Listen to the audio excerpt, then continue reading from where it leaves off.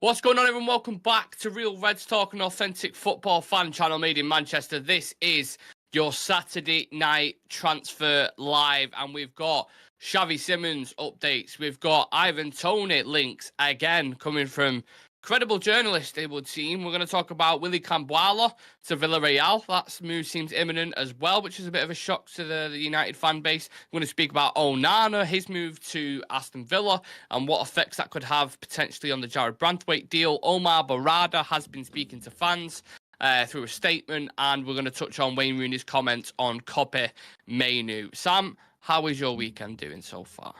Yeah, I'm looking after my missus at the minute, so I've not had much time other than that. But yeah, football is exciting at the minute with me being a United fan. So Yeah, I'm down for it. I'm down for it. And anyone who's been watching the Euros closely would have seen a player who we are linked with at the minute in Xavi Simmons. A couple of different, I wouldn't say conflicting reports, but different things suggesting. So basically, Mullock Mirror, who's got good ties in terms of Erik Ten Hag's camp and his agency around there, saying PSG are ready to allow Xavi Simmons to go out on loan again, but only with an obligation to buy. That kind of structured deal would suit Manchester United. And then we have Romano come out about 2 hours later saying United do have interest in Xavi Simmons and have discussed with PSG regarding the conditions for a deal. However, nothing is concrete for that deal at the moment. Bayern Munich and Leipzig are still leading the race for Xavi Simmons. And you will know, Sam, I've had the same stance like I did with the Elise deal. This just does not make sense to me personally. And this is a player, as you also know, I admire a lot. Surely we should be prioritising two defensive midfielders rather than another attacking player when we've got so many, for cover. Yeah. Cheers, by the way. Saturday. So. Yeah. Cheers. I've not got myself a beer, but I'll certainly get one too. You've missed out. Yeah. Yeah. Again, it doesn't make sense for a number of reasons. One, like you said, the positioning. Where's he going to play? Going to play instead of Bruno? I don't think so. He could play on the left and the right, correct? He could play both sides. Who, Simmons? Yeah.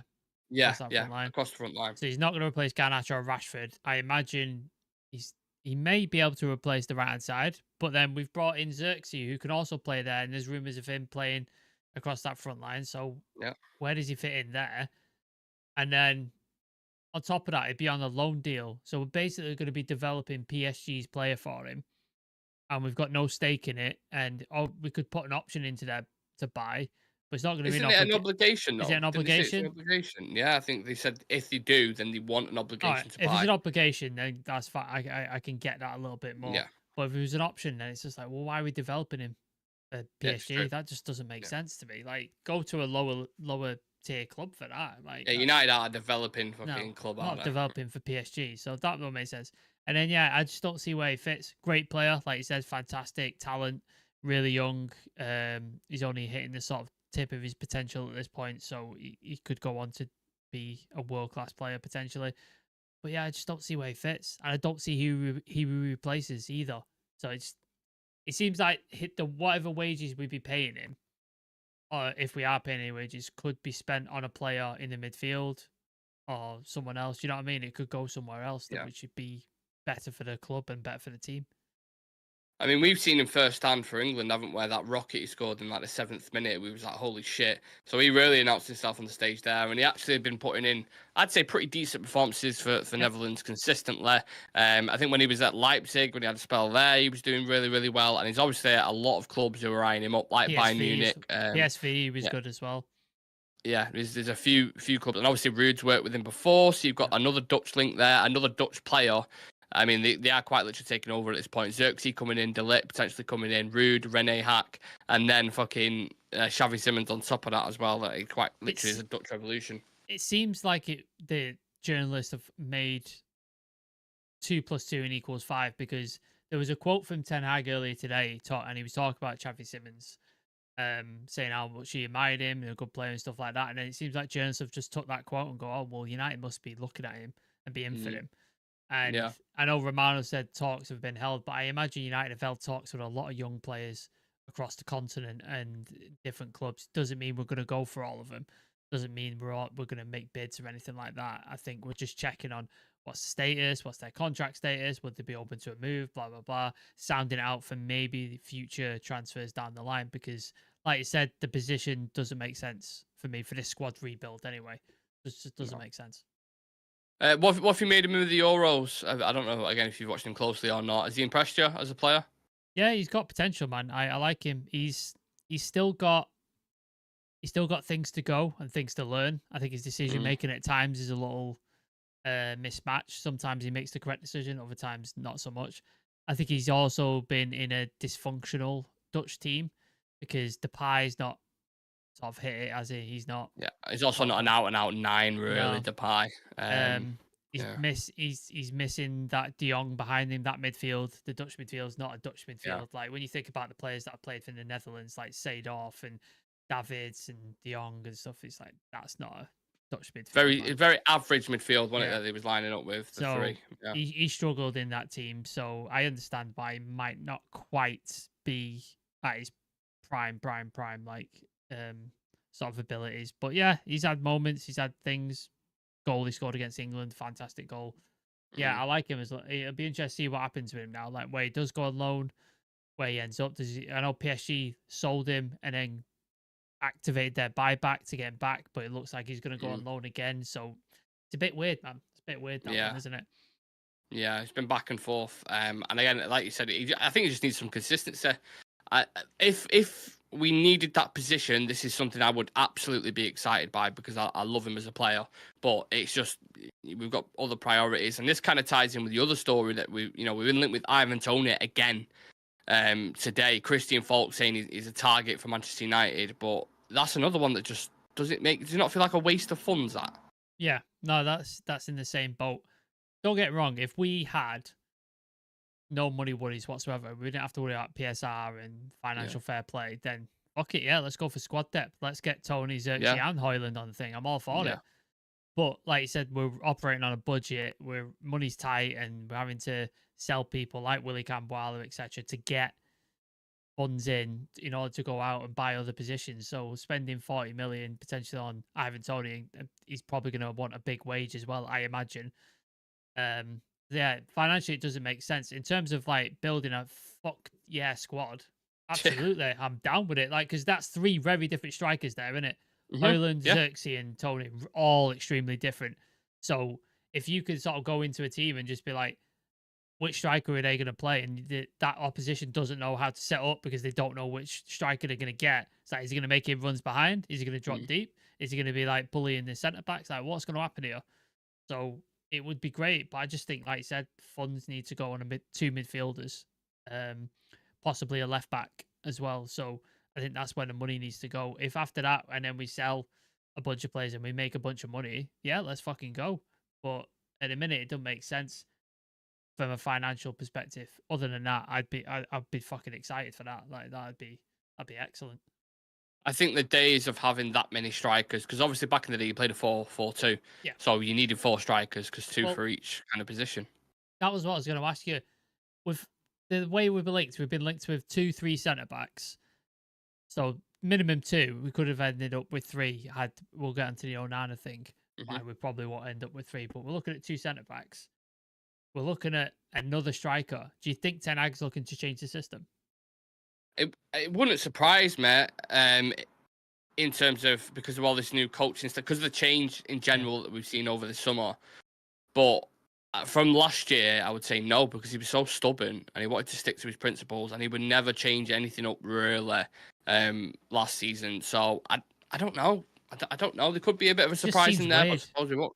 It does seem weird. We're going after 2 centre backs consistently, and we were going for 3. And we've brought in Xerxes and we thought, right, that's our striker option done. And now we're looking at the likes of like Xavi Simmons, we're looking at Ivan Toney. It's just like, that's not really an area we need strengthening at the minute. No. So what's going on there? Is there a system change? Sometimes you have opportunities in market, don't you? Yeah. If they know, let's say towards the back end of August, because he's got 1 year left in his deal, he's going to go on a free next year if he doesn't. Will United then look at that and think, can we offer 40 mil at the end? If no one comes in for him, which it doesn't seem like there is many strong links at the minute. You think Arsenal? From what I've read. Arsenal have not. I thought so, but I think Arsenal, from what I've read, I don't know if this is in the Athletic. They put something like he was concerned about attitude issues and little bits like that. That's why they've not gone down that route. But they was also looking at Xerxes as well. So Yeah. I don't know. It's a bizarre one with Ivan Toney. I absolutely love the player. I think he's quality, but I also think he demands to start. So then what do you spent 65 million quid on Højlund? So are you just going to put him on the bench? That's what you say. It's like, is Toney then your Premier League striker? And then in Europe, you operate with Xerxes and Højlund. They're you sort of, or the cups. Like, is that how it's going to work? Because I know we like Ten Hag doesn't like to rotate normally. But I think with the amount of football, because obviously the Europa League's expanded this year, hasn't it? So there's going to be more games. So I think he's going to have to rotate significantly a lot more than he has. So maybe that's where strikers get the game time and come in and come out and stuff like that. I don't know. Yeah. There's a lot of questions in this season coming up, and I don't know the answers to a lot of them because I don't know why we're going for certain players or why we're buying certain things. Like, I don't know how they're going to set up. Like, we won't know until maybe we might get a hint of it in preseason, but we've seen stuff in preseason and then we've never seen it again. Like, remember last year with Jadon Sancho as false nines, then we never saw it. So like, I don't know what's going to happen. Well, we're in the same boat in that sense. I think a lot of people in the chat also probably a little bit confused and a little bit interested to see what's going to happen, especially as we go into pre-season. I'm just going to read out some comments. There's quite a few. Kid JR says Xavi Simmons was amazing. My Damned United's in the chat. Flexters Greenwood says we need both. Steph saying big up Nick and Sam. Big up to Steph. Nice to see you in the chat as well. The Vorganator says if Bruno was to leave, then Simmons would be a good replacement, but I hope we keep Bruno at all costs. That's what I'm saying. Like, we talk about things making sense. If Bruno was to leave, then bring him in. I think that's a good replacement. But again, they're also different players as well. Simmons and Bruno, in my opinion. Bruno is at a weird point because he's 29 now. Yeah. So theoretically, he's going to be starting to decline at some point in the next couple of years. So you're going to have to start thinking about that replacement now. Like, and maybe you need to get him in the squad this season or maybe next season and start having him the understudy and shadow in Bruno as you phase him out of the team and as you try to get him gone. So maybe that's the thinking. Maybe bring him on loan, see how he does. Bring him and give Bruno rest because he didn't give him a rest at all. And then we saw what he was like at the end of the season with a broken hand. His leg was falling off and stuff. And then he's played. When did he get to the quarterfinal? Portugal. So he's played deep into that competition. So maybe that's the thinking. Again, I'm speculating and just trying to work it out because I genuinely don't know. You're not the only one. David Arrington saying, I'm torn on it. We have Mount and Bruno. We can play at a 10. We have too many wingers, but I'd rather him play over Sancho and Antony. We can't rely on Mount, and Bruno will be 31 at the end of the season. Yeah. My Damn United saying, I smell a Rashford departure with these PSG links. Ugarte and Simmons are combined on par with Rashford money. Clubs scratching backs. Well, what is what did he want for Simmons? Have they said the price that they want? No, they wanted to go on loan. They don't want to sell him. Yeah, but then it's an obligation to buy. Yeah, so and they've not mentioned a price, though, have they? So they don't want to sell him this season. They want to go on loan. And United, if they do loan him, want the obligation. But I don't know if PSG would accept that or not. So yeah, strange one. Very strange one. Steph saying United needs 75 plus Premier League goals to be competitive in the league, so need to find another 20 from last two seasons. My Damn saying this transfer window is brilliant. Got us all wondering what they got cooking. They'll suddenly got faith in the team above getting the right profiles in on budget rather than chasing a set name. 18 likes. Thank you very much, Steph. Always appreciate that. Attack, says the Vorinator. Yeah, please do leave a like on the video for us. We are 78 subscribers off 6,000 on the dot. So if there is anyone new to the channel, please do, you know what to do. Hit that subscribe button. Big up Dramatic Avocado as well, who's also in the chat. Love that name. Yeah, one of my favourites. Should we get on to Kambwala, Sam? Because this was a bit of negative news, I would say, at least, again, in our opinion, when we was talking about it in the chat. So Villareal are closing in on a deal to sign Willy Kambwala from Manchester United. Understand it'll be a permanent transfer for a fee around 10 million euros. The deal also includes a future buyback clause for Man United. You've got the finer details that they're working through now, and then you're going to get a here we go soon. So it's pretty imminent. And I think that's a shame. I think he had a lot of potential, Sam, personally. Yeah, no, he's a good player. Like, he was chucked in at the deep end, West Ham, and then Liverpool, and looked great to me. had that poor game. Was it Bournemouth where he looked a bit Yeah, shaky? fell on his ass, didn't he? Slipped. Yeah. So again, he's a young player though, 19. Yep. He seemed like he got it. Like he was joining him a United chance. Said he always wanted to play for United. But from what I've read in the stories, apparently Ten Hag sat down with him and said you're probably going to find your opportunities quite lackluster. Limited. And he didn't really want to leave, but he wants to play football, which is fair enough to him. Yeah, absolutely. 10 million euros. It's a little low, but I think we've inserted a sell-on clause, which I think is great because if he does develop into a top player, we get some money, and we have a buyback clause. So if he does develop into something special, we can bring him back, which is something we've struggled to do in the past. Like Pogba's gone for free and people like that, and it's just like you didn't sell him, so you didn't put a buyback clause, you didn't put a sell-on clause. We're learning that lesson now. Mason Greenwood's got a significant sell-on clause, so if he does things, we get some money from it. I think Zidane Iqbal's got a buyback clause. I believe who else? Who was the others we sold?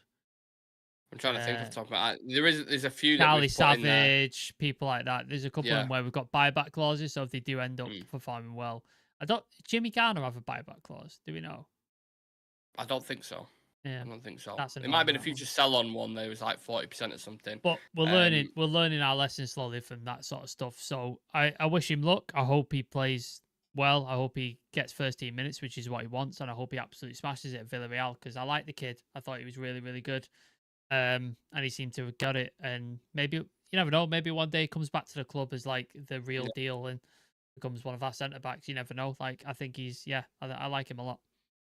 Maybe they are being quite ruthless. Maybe they're looking at it as like pure profit as well, because it is another academy prospect and like 10 million on the books or whatever. But I was going to ask you about that because the Ineos seems to be doing this with quite a few deals at the minute, the buyback clause and certain things that are inserted, and I think they're important for future revenue. You sell 20 players and you have a buyback clause and sell-on clause in the majority of them, it just makes sense financially to me. And if a certain team wants a player, they'll accept them kind of things because they're desperate. Look at Xerxes. Like Bayern Munich are getting 18 mil out of it because they sold him to Bologna, had a sell-on clause. He's gone to United and they've got a significant amount of money out of it, which is smart and makes sense. So why shouldn't we do the same? We're a top club. We operate at the same sort of level as Bayern Munich. So why shouldn't we do the same? So I'm good to see that. Again, sad to see him leave, but if he is going to leave, I think this is the way you do it. Buyback clause, sell-on clause, and so there's an option to bring him back and you make some money off him if he does go for a big fee in the future. So I think this is the way to do it. So it's beneficial to everybody, really. Kambwala gets the first team football he's after. We get some money in for PSR, which helps us because he's an academy prospect. There's a buyback clause and a sell-on clause. So if he does go somewhere in the future with things, I think it's pretty good all round, I would say. Yeah. I think he'll do really well at Villareal, to be fair. I think it's a good place for him to go, and hopefully he succeeds. Now, are you ready for this segue? Villarreal, who used to manage him? Unai Emery. Yes. Who does Unai Emery manage now? Aston Villa. Yep. Who's gone to Aston Villa? According to David Ornstein, Amadou Onana, subject to completion. All but ends any chance of Everton selling United target Jared Branthwaite this summer, barring huge bids. Maguire, Fofana, Gvardiol benchmark. 22-year-old centre-back will stay at Everton. That's pretty strong words from Ornstein as well. Yeah. Everton's position is that the sale of Amadou Onana means they will not sell Jared Branthwaite, barring any substantial offers. As I've just mentioned there, it was kind of worded a different way. First and foremost on Onana, it's obviously a player that we was linked with and we've spoken about on a number of occasions. Do you think that's a good acquisition for Aston Villa?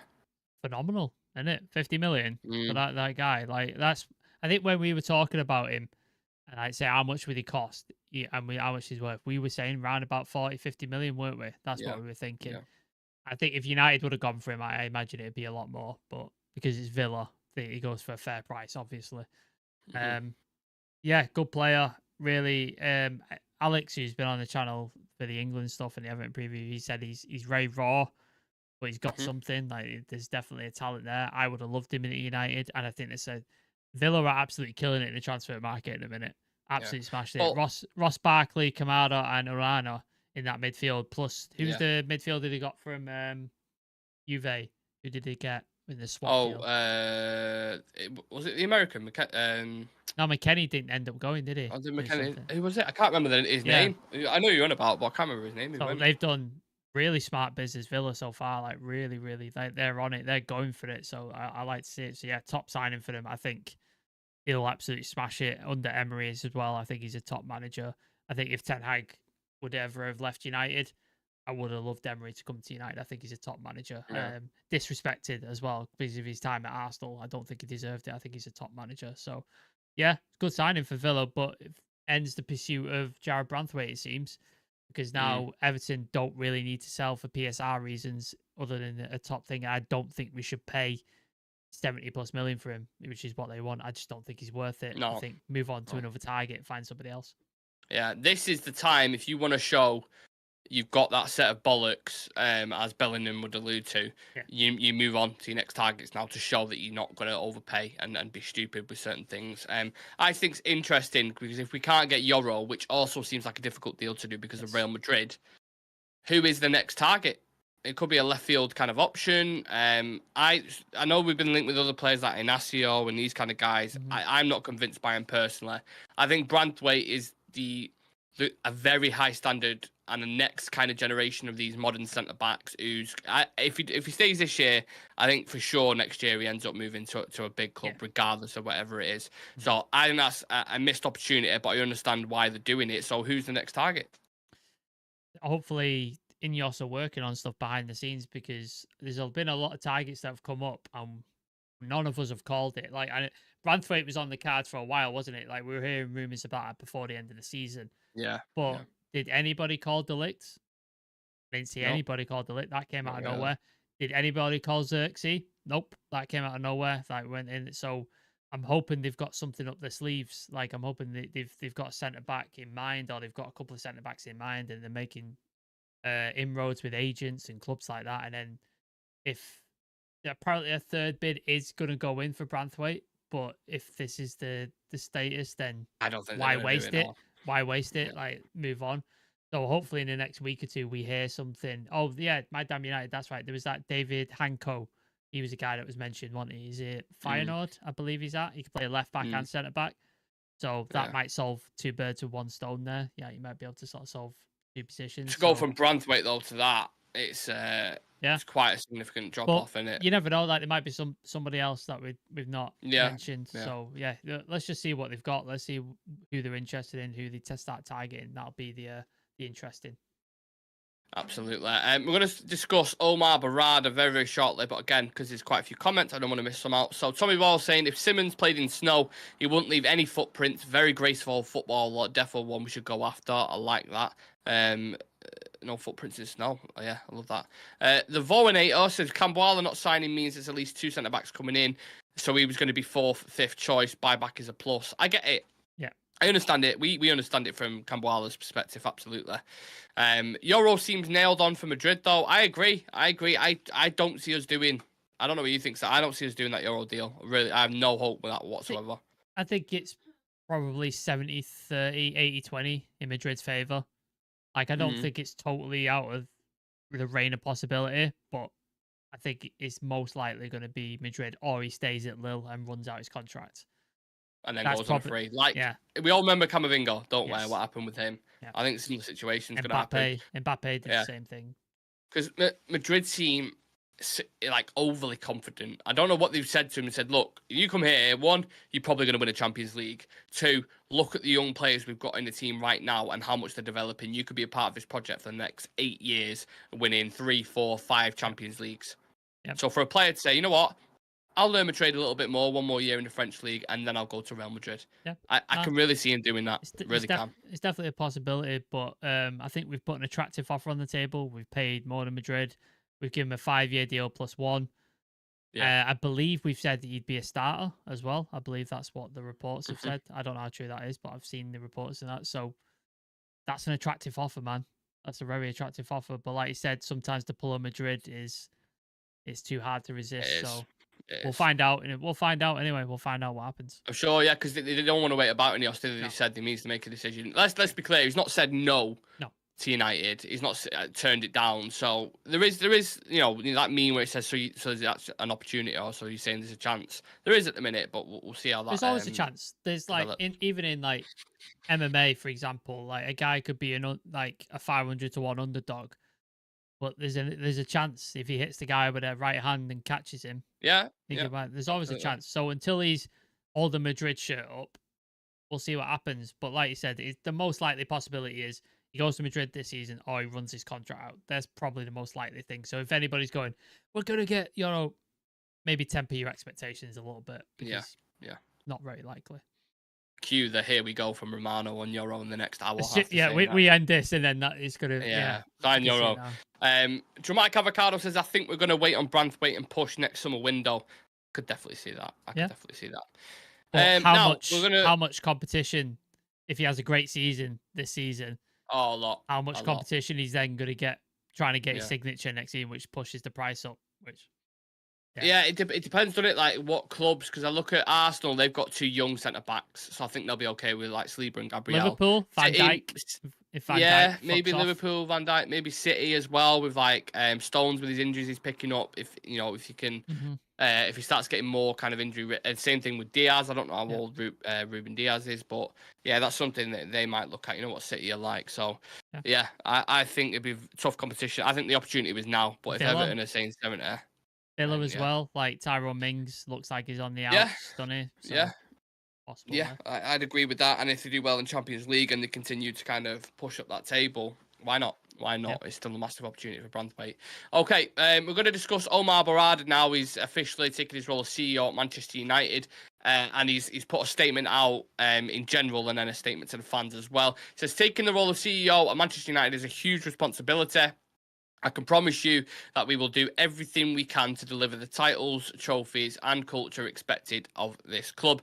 It is my huge privilege to have been given the opportunity to lead this great club into the next chapter. Wherever you are in the world, people know United, the football, the history, and the success, and most of all, our fans. Like I said, he's also done a statement to the fans basically saying, we appreciate you guys are the lifeblood and soul of the club. Everyone, you guys who are watching now, me, Sam, Chivet, the rest of the crew, and he will listen to what we have to say. A positive start from our new CEO, Sam. Yeah, no, it's nice words. Obviously, just words at the minute. Like, we'll see what happens. Like, he has to prove it. Is it a pint with a bunch of fans in a pub like Arnold does? You know what I mean? Is it that? Yeah. That was funny. You remember that summer? That was fucking weird. That summer. Yeah. Oh, what did he say? We spunked money up the wall or something. 200 million burnt. And then he was like, "Do you want me doing the transfers like the last guy?" Like, you saw how well that went. Basically, chucked to Woodward under the bus. Yeah, that was weird. He also put a letter out to Must as well in the fan thing, which was good to see. Like, he wants to hear their ideas. He wants to connect with them. He wants to be engaged with them, which is 10 times more than the Glazers have ever done. They promised a fucking fan forum after we almost tore Old Trafford apart and cancelled the Liverpool game, and then they did one over Zoom and then just fucking forgot about that shit, didn't they? So I like it, man. I like the words. I hope he steps up. So far, so good with the people that have come in, like Ashworth and Wilcox. We've got players almost through the door. Xerxes through the door. Anything but an official announcement any day now. The Ligt looks like it's going to get done. We're putting bids in for Yoro. Uarte might be coming. So they're doing well there. They've got coaches in. They've got Ruud van Nistelrooy in and René Hack. Fantastic. They're upgrading the training facilities. They're doing stuff to the stadium. And Alvarada's coming. So everything's positive so far. So it's going in the right direction. So hopefully he can continue that and push that. So yeah, I'm for it, man. I can't wait to see how he does and how he affects the club, and hopefully for the positive. Yeah, if you walk into a room and you've got damp and mold and a load of other shit, you can't just kind of scrape the damp off the wall. You've got to knock everything completely down, right? Start rebuilding the bricks and laying down the carpet. And Ineos have definitely done that. And that's what makes me much more exciting for this transfer window. Don't forget, we've still got another 6 weeks of this. There could be a couple of surprises along the way. Pre-season, how we're going to... What philosophy is going to be aligned throughout the full club? Is it going to be more possession-based? Are they going to go down a completely different route? I think that's interesting to see. So finally turned a page in United chapter, and we're not expecting the same kind of panicking last-minute loan deals or buys or, just utter chaos towards the end of the window. It should be get a few players in for pre-season or at least halfway through. Get them working together, get this new style kind of bubbling, and by the time you kick off the new Premier League season, or even obviously the Community Shield, we should be good to go. That's what I'm excited about. Yeah, it's just, I think people need to realize, like, yes, everything's positive right now. Yes, things look decent, but Ineos and these guys will make mistakes eventually. Yeah. Like, because all people do. Like, you've seen it at City. Like, they bought he was the goalie, Bravo. Didn't work, did it? And then eventually got Edison. They made mistakes in centre backs and stuff like that. Arsenal have made mistakes as well. So you have to just sort of be patient with it, celebrate the successes, and then also keep them on the hook for the mistakes, but realize this is a process and it's going to take time. And Sir Jim said it's going to take 3-4 transfer windows to sort this out and get it good to the point. We're on number one. We're only on number one. So let's give it time. Let's give it patience. And then, hopefully Ten Hag shows something in the season that starts where we can get behind him. We might lose some games. There might be a couple of odd performances, but if he can show a distinct style of play that is sustainable and he's building something, I think all of us can sort of get behind that and sort of be like, okay, we've lost that, but we're building this and things don't think. Because last season, there was so little to hold on to, man. There was so little to sort of get behind or try and be like, well, he's doing this. Do you know what I mean? It was like Kobbie Mainoo was the only sort of thing where you were like, this is great, but everything else is a pile of shit. So. That's it. The expectations are at the floor in it from last season, even though we won an FA Cup, and it sounds mad to say. But yeah, Carabao Cup first season, FA Cup second season. Let's try push back into that Champions League spot. Let's try and win the Europa League. No one's expecting you to go and win the Premier League title. It's just not realistic whatsoever. But start building towards that. And I think if fans see a clear identity and a clear style of play, I think they can work with that. And we bring in the right players and the recruitment's good. There can be some positivity and momentum going into the season. Now, we always like ending the show on a positive note, or at least trying, other than Sam calling Southgate a pedo. I didn't call him a pedo, just to be clear. No, he didn't. I'm joking. For anyone watching. But we're going to end it on a positive. So I don't know if anyone's seen Wayne Rooney's comments on Kobbie Mainoo. Of course, he's probably going to start the game tomorrow, start the final of the Euros. He's had an absolute meteoric rise. And there's a couple of interesting comments from Rooney, so we'll dive into them and we'll just react to it. And he was speaking about the final, saying, I just have a feeling about Mainoo in the final that he's going to score and prove decisive. If you think of him in the tournament, he has got into good positions going forward, and I think Spain will do their homework and close off space for Harry Kane, Foden, Bukayo Saka, Jude Bellingham, but that will leave space for a midfielder arriving late, and that Mainoo will get one from a cutback. The other youngsters, Williams, Jamal, Bellingham, Foden, all playing attacking positions, whereas Mainoo at 19 is excelling in one that requires enormous discipline and game understanding. Over the next few years, Kobbie Mainoo is going to become one of the best players in the world. Do you think this is a tournament, Sam, where we'll look back at it in a decade and say, you know what, they say, I was there, I remember, I watched. It feels like that, doesn't it, at a minute with Kobbie? It's the kind of feelings that you might be too young, but Michael Owen, when he was like 17, 18, and he went to the World Cup. Even Rooney himself, Euro 2004. Rooney's another one. Like, there's players like that who just like arrive almost like out of nowhere onto the scene, and you can't deny them. Like, you can't deny like their rise, and they just keep going up and up and up and up and just absolutely dominating football. And Kobbie Mainoo, just think about this: like 8-9 months ago, he hadn't even played for the first team for United. Like, he hadn't even. He was under 19 at Copenhagen. Yeah. Like, he hadn't even played for the first team, and then 9 months later, he's in a European Cup final, and he's already won the FA Cup for United. Yeah, and he's arguably in the final. And he's arguably one of our most important players in the team. And he's 19. He's 19. It's fucking insane. That is insane.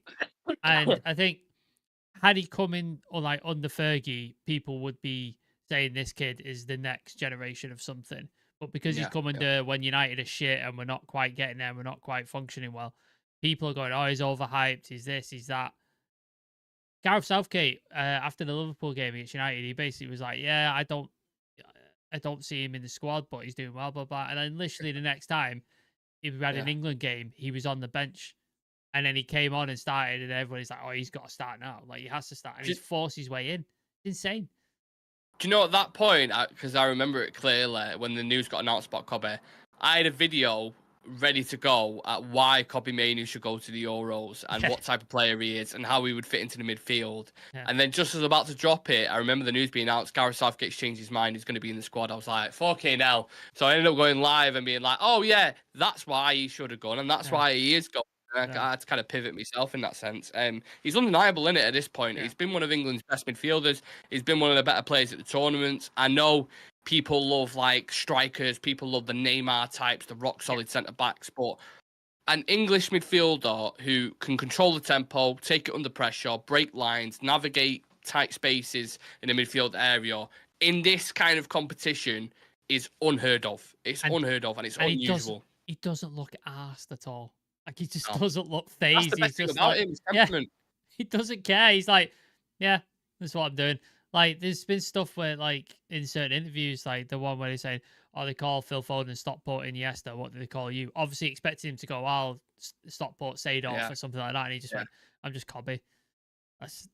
He's just so chill. He's so fucking chill. He was saying in an interview today, is that he has the same thing for breakfast every day. Like, doesn't really like to deviate it. And then he said about his squad number. Oh, like, why did you pick that number? Expecting like a story. I had this connection there, and he just went, "Oh, this is what they give me." Yeah. He didn't even pick his number. He was just like, "Yeah, that's just what they gave me." Yeah, like he's so chill, and that's all. Like, and if you look at sort of 19-year-old top players at the minute, like Garnacho, for example, very flashy, very confrontational. Like, remember Galatasaray arrogance. Remember Galatasaray game, and he was like doing that, and then they have to drag him away because he's like, "You're gonna get murdered, mate. Like, this is ridiculous." Yeah. So that's what you kind of expect. Kobbie's just not that way, man. Like, he's got the temperament of like Paul Scholes. He's just sort of not interested in anything. He's just like, yeah, do my game and chill out. And that's the end of it, which is fucking fantastic. I love that shit, man. I love it. Well, I hope he can maintain that innocence. And even if, if a madness does happen and he scores in the Euros and he wins it, I'd go as far to say that is the quickest rise in winning things with any player on the planet.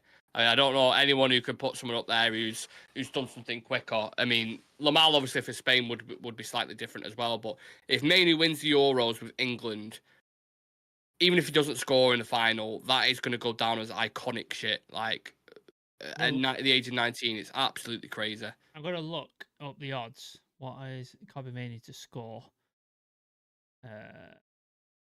Well, getting this, I put it thingy before, so I'll tell you. Oh no, that's best prices. So getting this, a tenner on England to win and Kobbie Mainoo score any time gets you £290 back. Nice. 28-1. Nice. It is. So I've said it. Whilst you're doing that, I'm just going to read out Chewy's comments. Yeah. Big fact from Rooney, it's easier as an attacking player relying on pace and instincts, but playing deep and progressing the ball as a youngster at that level cannot be overstated. I think you go to Spain, you could probably find 5, 6, 7 average players who have them kind of styles, but not as talented as Kobbie. You go to England, we never ever produce them kind of players, ever. So having him in, this is the point I was trying to make when we're going to the Euros. Like, we don't have another player like him. I mean, I suppose Adam Wharton's, he's another prospect who looks exciting, but Kobbie's just next level, man. He is next level. I'm so happy United have got him. Really am. 13-1, first goal scorer. Yeah. Worth a punt, man. Worth a punt. Worth a punt. I think so. Yeah, just to fit, I know we did the preview last night, Sam. Have you changed your mind at all? How do you see the game going tomorrow? Are you excited for it? Really excited. It's going to be a really interesting game. Still think Spain will win. But as I said to you, I've been consistently wrong every time I've predicted an England score. I've got it wrong every single time. So I'm hoping I'm continuing that tradition at this point. I put out a wrong score and then England prove me wrong and we go through. Hopefully they prove me wrong and they win it, because let's face it, I know there's some people in the chat who are not England fans, but as an England fan, it's been fucking horrific to watch England as a football fan. So I think, to win it would be something special. Like, and it just if Kobbie plays well in it and he's an integral part of it, I'll take that. But if he scores, I think I might have to do the review with my shirt off, because that is insane. fucking insane. It's fucking streaking in the street kind of stuff, that, innit? If Kobbie scores and we win the Euros, like, this is an absolute dream for a United fan. I heard someone, I think it was also with you before, it might have been Steve Howson, talking about the opposite side of things. If we do lose and people start going in on him, we're not having none of that shit. No, I'm not doing that. that. Protect your players. Like, this kid's 19, man. He's overachieved significantly already. Last thing I want to see after this finals is abuse on the players or any of that. So yeah, I hope that doesn't happen. Is drafting up his fucking document now, and if the Kobbie Mainoo, if England lose, it's all Kobbie Mainoo's fault. He cost England the Euros. Can't wait for that shit. No, I think forget fucking Knight in Southgate if we win the Euros. Knight Kobbie Mainoo, he fucking deserves it as well. That's my opinion. But absolutely. Anyway. Yeah, absolutely. Anyway, we'll leave it at that. It is Saturday night, so go and enjoy your weekend, people. Thank you, everyone, for tuning in, whether it is live or if you're watching later on. Drop us a follow on socials, Instagram, Twitter, TikTok, all of them, any other ones that I forgot. And yeah, I think we can leave it at that. I appreciate every single one of you. We'll be back tomorrow. I'll be live at 12 o'clock tomorrow with a live. And then obviously Sunday night we've got the Euro final, so we will not be live or have a Sunday social in that respect. Unless we get absolutely smashed dramatically, and who knows? See what happens. I think we can leave it at that, Sam. Yeah, go check out our England preview if you haven't. It's like an hour. We've got proper in depth and stuff. We've got Alex on, we've got Shreyas, me, Nick. So go check that out. If you need something to watch tonight, or need something to watch before the game tomorrow, go check that out because it's worth a watch. And then let us know in the comments in that England preview what your scores are, what your predictions are, all that sort of stuff. It'd be nice to see. And hit that subscribe button. We'll see you guys in the next one. Take it easy. Peace.